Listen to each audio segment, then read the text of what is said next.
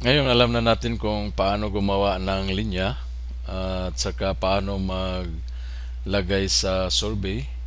Yung galing sa Topcon, ilagay natin sa ArcMap. Tapos kung paano natin siya kinopya doon sa geodatabase. Ito na ngayon yung i-close ko lang, i-hide ko lang lahat yan. Tapos open ko lang yung bulbs at saka yung main lines. Ito na yung ginawa kong linya sa NASIM. Saka ito na rin yung bulbs lahat. Kung tingnan natin yung attribute ng bulbs, yan. Lahat yan, 37. Kasama na yung mga missing yan. Saka ito na rin yung linya na ginawa natin. Ito na rin yung junction na ginawa natin. Ito. Yan. Itong iba niyan, ito, junction ng lateral. Pero wala na, dinilit ko na to, yung lateral. Papaliwanag ko lang ngayon kung paano ko gagawin yung lateral. Ngayon punta tayo sa house connection. I-hide ko lang to.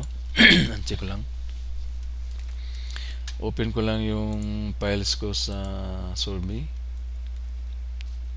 GIS, NASIM. Hindi to. Survey, NASIM. Tapos itong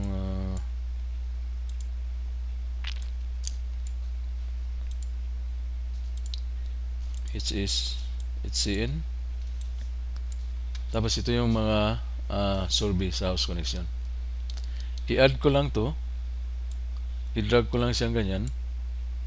Yan, ito yung survey niya. Original survey yan. Right click ko lang. Yan. Ito yung original na survey galing sa Topcon. Meron pa siyang base. Yan. Yan, meron siyang base. Ngayon, ang i-add natin, kagaya din doon sa ginawa natin sa survey, mag-add tayo ng field. Click lang natin to. Tapos, add field. Gawin natin HCN. Ang HCN kasi, kasama to sa field doon sa attribute ng metering point. Gawin natin siyang text or string. Okay. Tapos gagawa rin tayo ng isang field, add field. Ang ilagay natin elevation. Gawin natin siyang double yung type niya. Okay. Ngayon itong object name i-kopya natin dito sa HCN dahil pag ito kasi i-copy natin, hindi siya makukopya dahil hindi parehas ng pangalan ng field. Kaya i-right click natin tong HCN, field calculator, object name. Okay. Itong elevation, right click din natin. Tapos calculate geometry.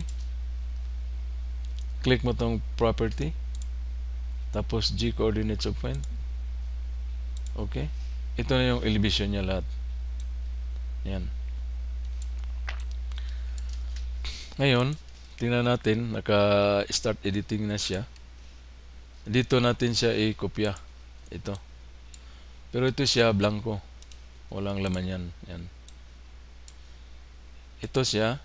Select all natin yan. Tapos copy. Paste. Dito sa metering point. Yan. Kopya. Tingnan natin kung nakopya ba. 95 selected. Okay. Nakopya siya. Ngayon, nakopya na siya. Dito lang tayo. Gagawa na, ito na yung gagawin ko.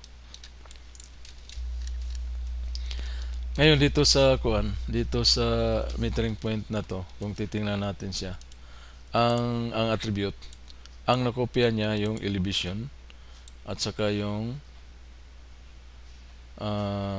HCN. Dahil ito yung nakalagay dito sa original niya. Ito yung HCN at saka ito yung elevation. Kaya nilagay ito, in-add natin tong field na to para ma-copy siya dito. Ito yung elevation. At saka ito yung HCN. Ilagay natin to siya rito. Yan. Ganyan. Ngayon, itong base, hindi naman kailangan niya. Delete natin yan. Select mo lang yan. Tapos delete ito. Delete selected. Yan. Delete na yan. Nagiging 94 na siya. Okay? Ngayon, lalagyan natin siya ng, lalagyan natin siya ng data. Halimbawa ito. Lalagyan natin siya ng data lahat. Location ID. Ang location ID niya, tingnan ko kung ano yung location ID niya dito sa kuan. 17. Hindi. 47. Ang paglagay ng location ID, right click lang natin. Tapos field calculator. Quotation mark. Lagay natin 47. Quotation mark. Tapos okay. Ilalagay na niya lahat yan. Tapos dito sa district, i-click mo lang to. Dahil ginawan ko na to ng domain, makikita mo rito yung Nasim. Click mo to siya, hanapin mo lang yung Al Nasim. Makikita mo yan. Tapos i-click mo yan. Right click Al Nasim, copy. Right click mo to, field calculator. Tapos i-paste mo siya rito. Paste. Okay. Lahat na yan. Itong x coordinates, ganun din ang ginagawa ko sa lahat ng attributes nito. Itong sa junction, sa bulbs, sa ending, sa chamber. Ito state names, meron na to. Na-update lang to sa kwan. Itong main lines. Itong x coordinates, right click mo lang din to. Tapos calculate geometry. X coordinates of points, okay mo lang. Lalabas na yan. Y coordinates, right click mo lang din yan. Right click. Tapos calculate geometry. Hanapin mo yung Y coordinates of point. Yan. Click mo yan. Okay na yan. Sa maintenance area, tingnan ko lang dito sa isolation valve. Maintenance area natin 17. Balik tayo sa metering point. I-click mo lang yan. Tapos field calculator. Ilagay mo lang 17. Okay. Dito sa state names,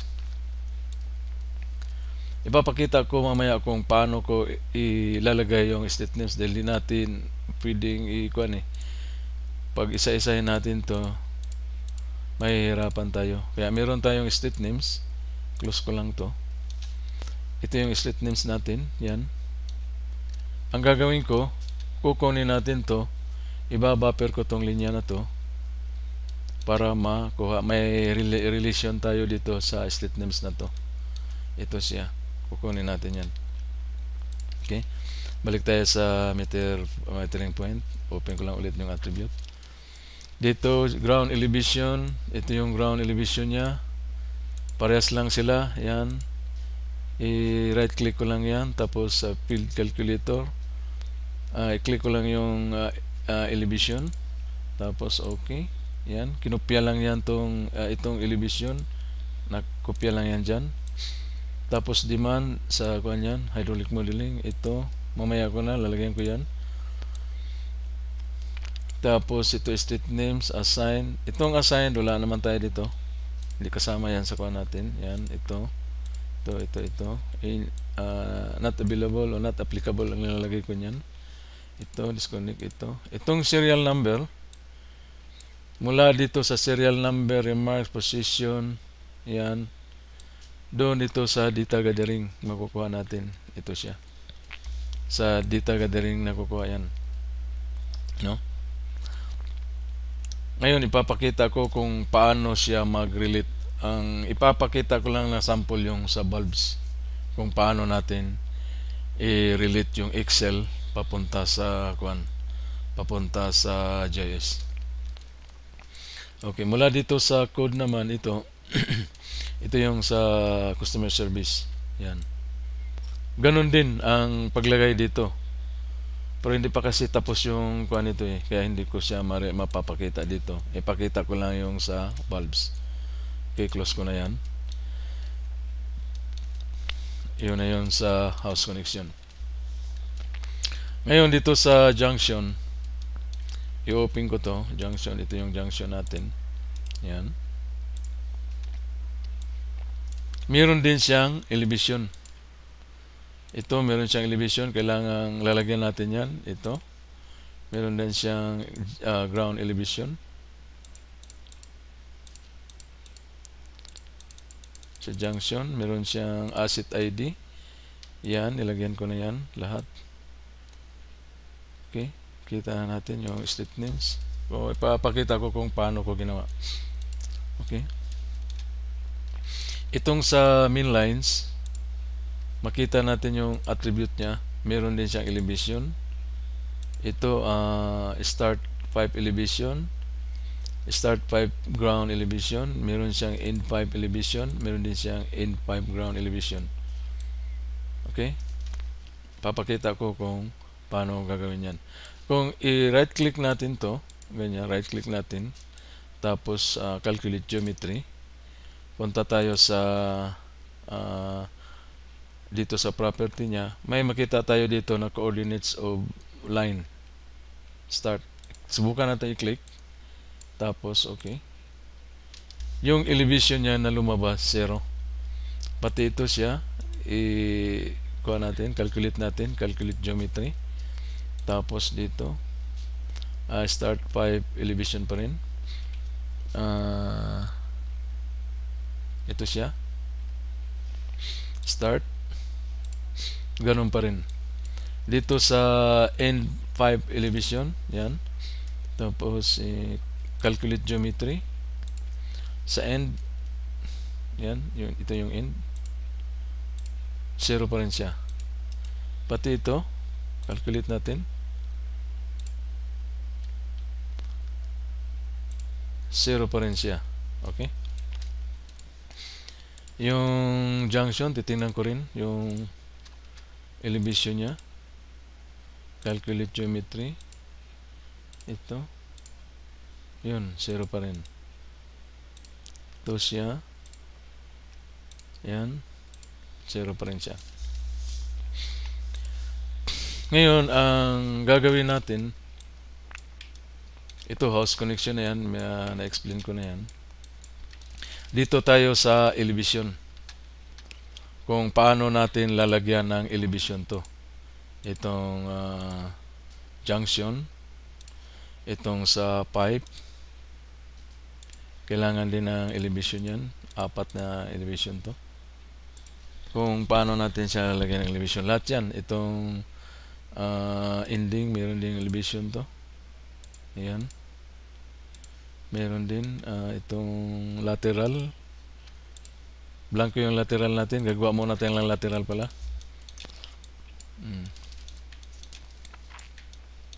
I-off ko lang itong state names. Mag-create ako ng picture. Ito, create picture. Tapos lateral. Gagawa tayo ng lateral. Ganyan. Mula sa dito sa kuan, sa house connection. Asan na yung house connection natin dito? Metering point. Ito ba yun? Yan, ito yun. Sandali Yan. Tapos, ilagay ko yung pipelines. Ilagay ko rin yung junction. Ayan. Example lang to sa kuan. Lalagyan ko siya ng lateral lines. Mag-create ako ng lateral lines. Yan, i-add ko yung lateral. New. Tapos finish. Close.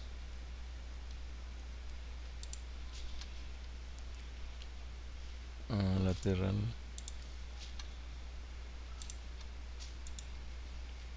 Okay, ito na yung dalawa na. Click ko lang yan. Tapos, i-click ko to. Papunta dyan sa junction. Yan. Ito.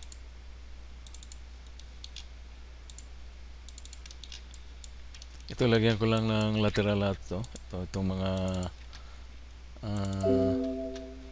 gawin ko lang 15 yan para maklaro ko. Yan.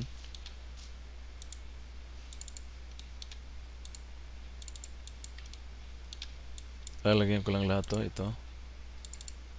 Kung makikita natin, yung lateral lines natin, meron na siyang laman.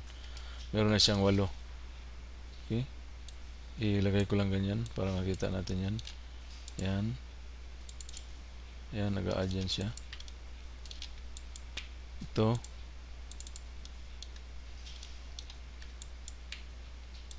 Yan, ito lang sample na gagawin ko sa lateral lines at saka sa kuan. Lateral lines papuntang junction at saka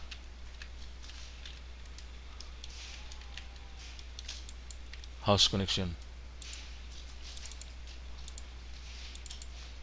Pusing ko lang to. Yan. Pag gusto mo perpendicular siya, i-press mo lang Control E. Control E. Halimbawa ito siya, tapos gusto mo perpendicular yan, ganyan. Kahit nakalagay kang ganyan, i-press mo Control E, pupunta yan siya doon. Perpendicular yan siya, ganyan. Tapos, i-F2 mo lang para ma-cut siya. F2, press mo lang yung F2. Okay, cut na siya. Sample lang yan ha. Tapos ito, yan. Yan.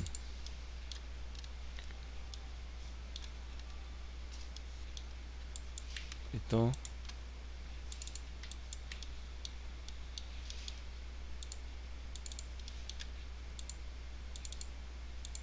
Yan, perpendicular dito. Control E, ganyan.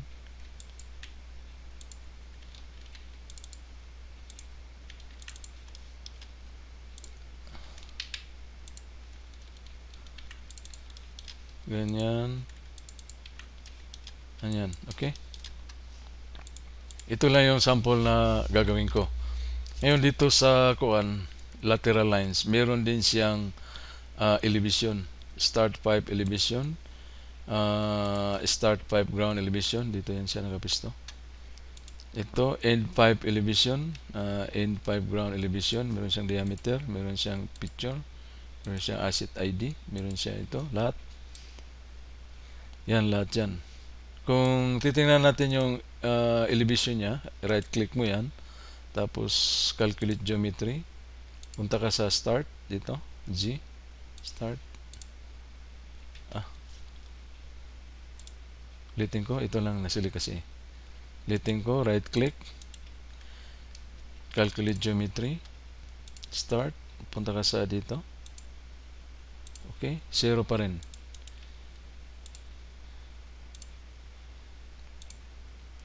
Zero din siya. Ito. Right click, calculate geometry. Tapos end. Ito. Yan, end pa rin. 0 pa rin. Ito.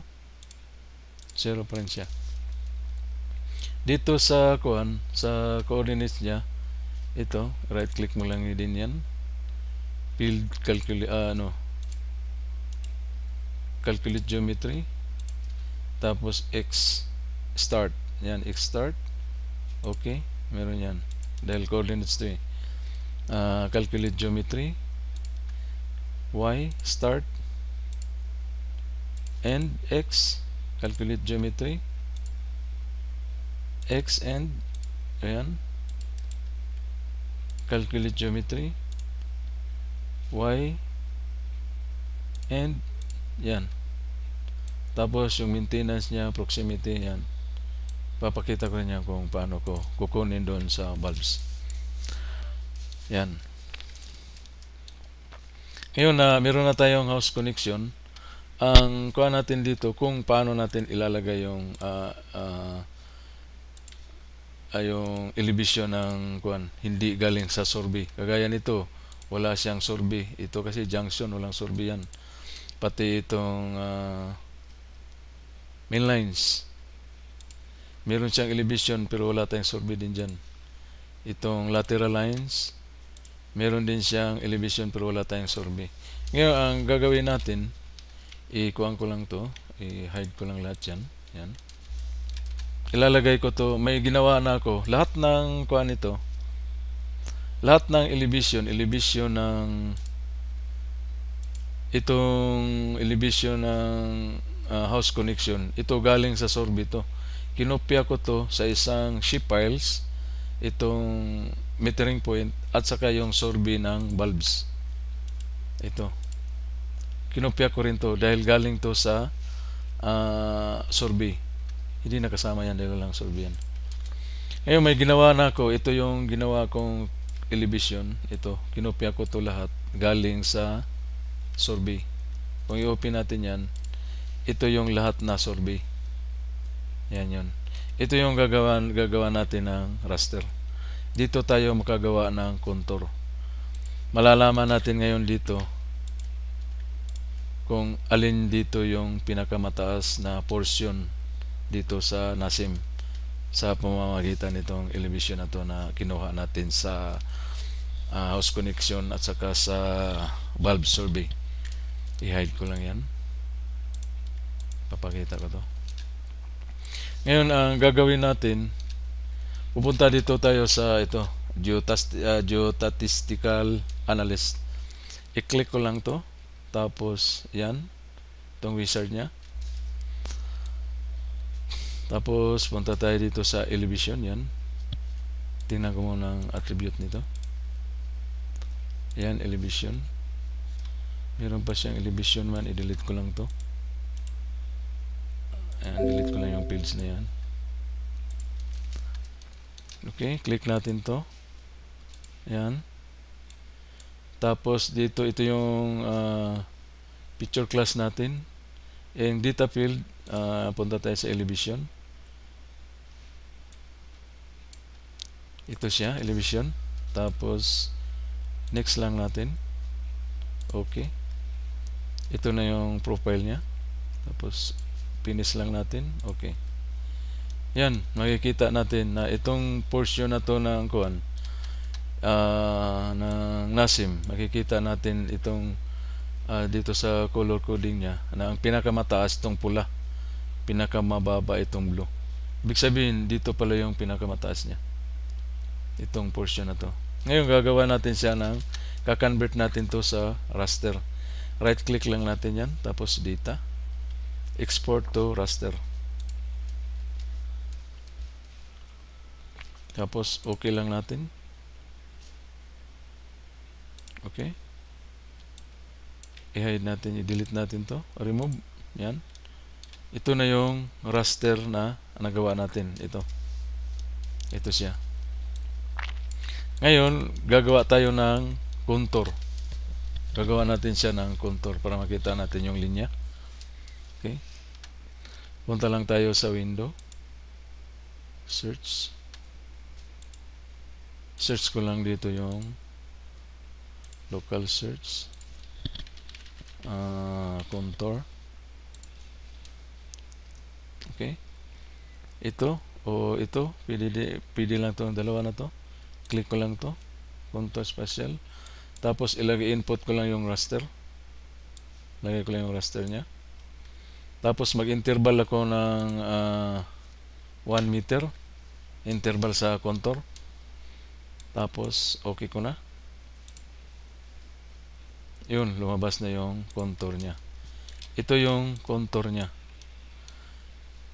Kung i-hide ko to, hide ko lang yan, o hindi ko lang i-hide yan, i-transparent ko lang, display symbology, lagyan ko lang siya ng mga 70. Okay, yan.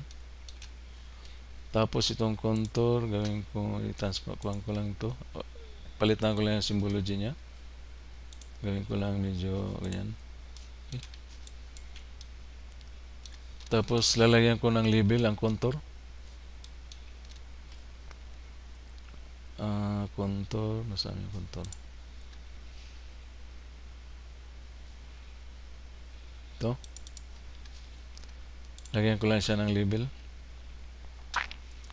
Yan. Tapos contour.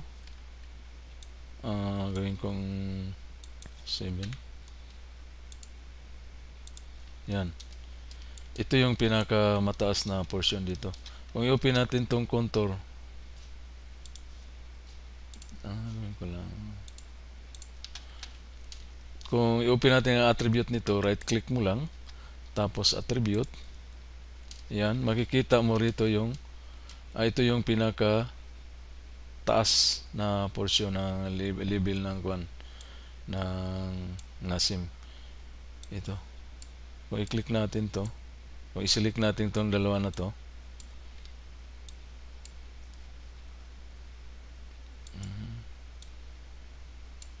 ito. Yan, ito yung pinakamataas. Itong dalawa na to. Dito siya. Naputol na yan, dyan. Ito yung ito pala, 94, hindi pala yan. Yan. Ito.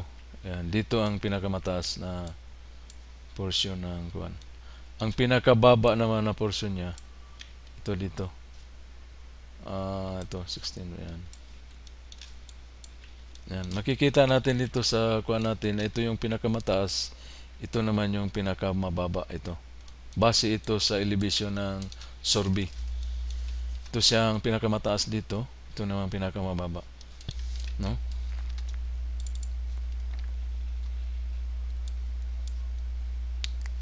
Ngayon, ang gagawin natin, may contour na tayo, may raster na rin tayo. Ito yung raster natin. I-hide ko lang yung raster natin, tapos i-hide ko rin yung contour. Hide ko yan, palabas ko yung main lines, yan, yung bulbs, yan. Dito tayo sa main lines. Itong main lines, kailangan kasi ng kuan ito, ng elevation.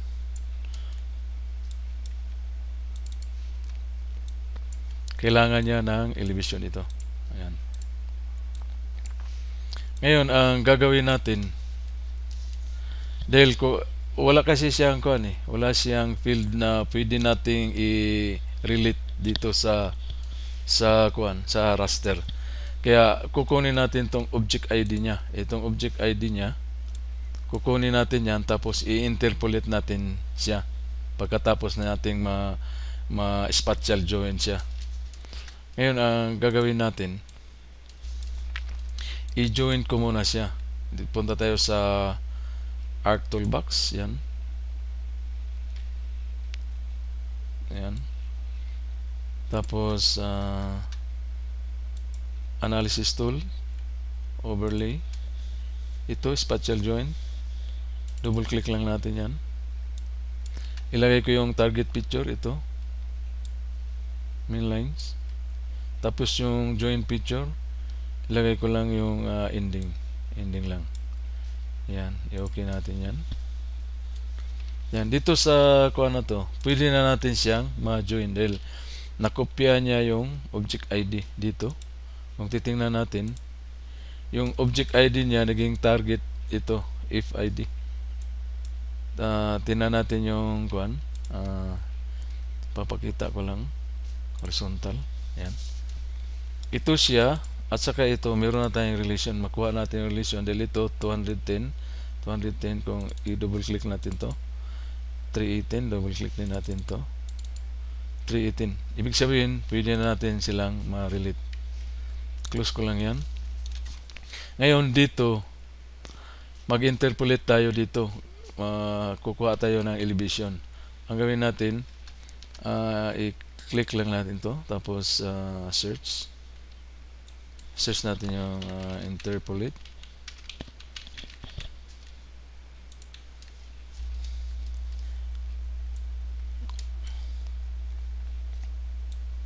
Ito, interpolate Shape 3D Analyst.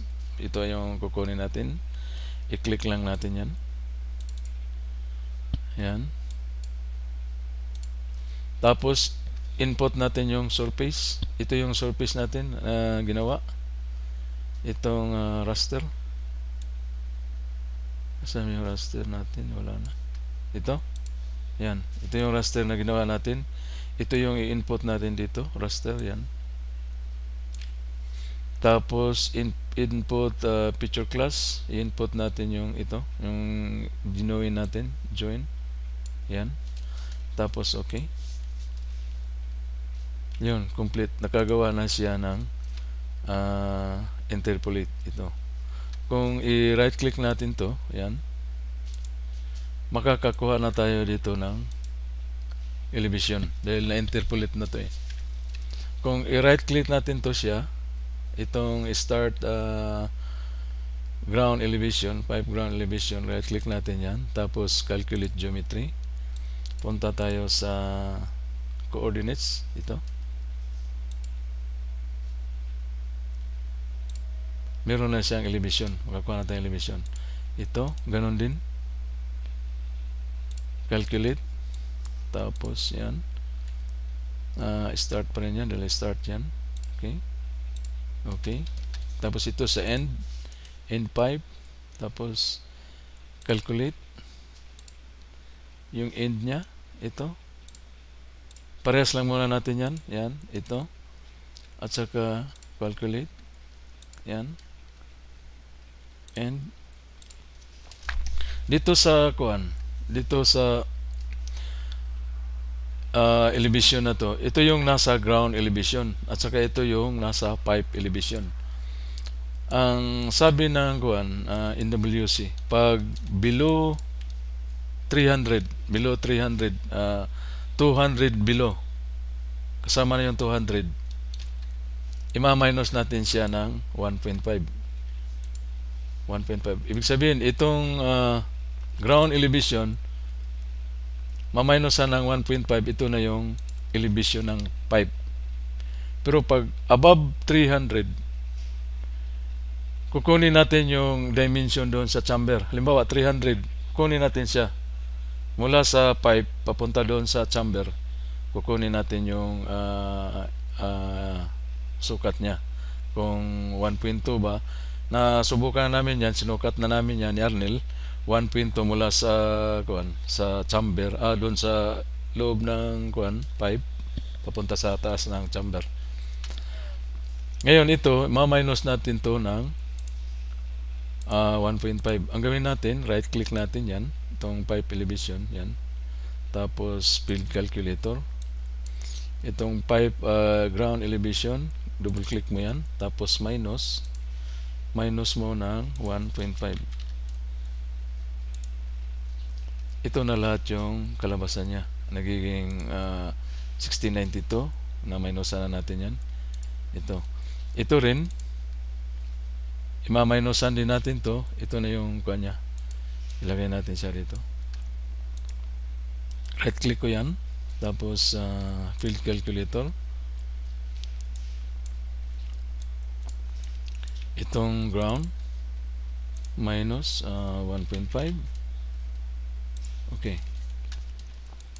Titingnan natin ang pipe natin kung meron ba tayong 300.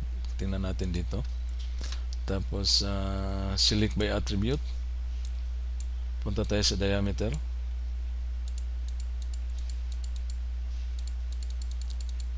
Saan naman diameter nito? Diameter. Ito. Tapos equal. Wala tayong 300. Kaya lahat yan. Okay na yan. Close ko na lang to. Tapos open ko ulit to. Ngayon, ito siya na file galing sa interpolation to. Ito siya. Itong layer na to, hindi sa main lines to. Kung hindi, galing siya sa interpolation. Yan, makikita natin yung kuan niya. G layer, tapos interpolate. Yan yung kuan. Meron siyang target yan. Ngayon, ang gagawin natin, i-join and relate natin siya.